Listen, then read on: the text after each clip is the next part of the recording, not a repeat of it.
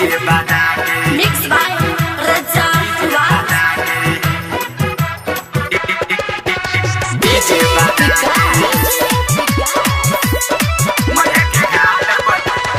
Riga Sitamarhi DJ बजा के DJ बजा के सबसे आगाही मैया के दुआरी जाई बतौरा माथ लेके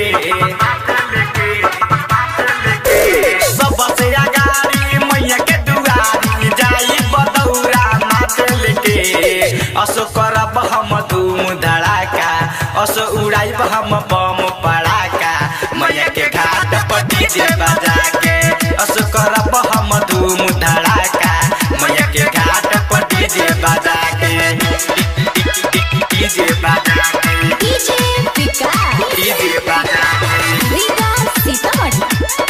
मैया के घाट पर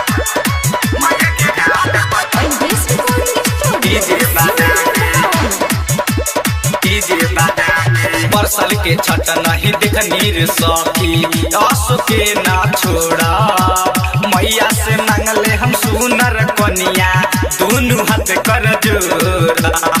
दोनों हाथ कर जोड़ा बरसल के छठ हम नहीं रे देखनी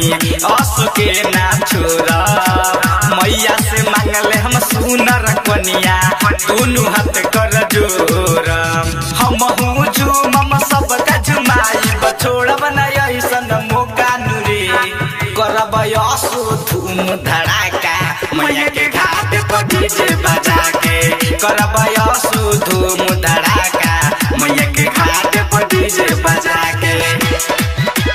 डीजे बजा के डीजे पिका डीजे बजा के रीगा सीतामढ़ी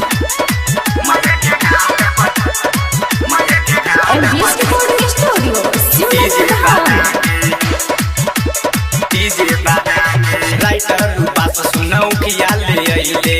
और ले अइले केराला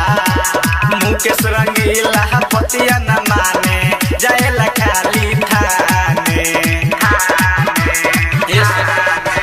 राइटर रूपा से सुनौ किया ले अइले और ले अइले केराला मुकेश रंगीला पतिया न माने जाएला खाली थाने अर्जुन केला खुश रहेला घटिया पसुना जाते जाते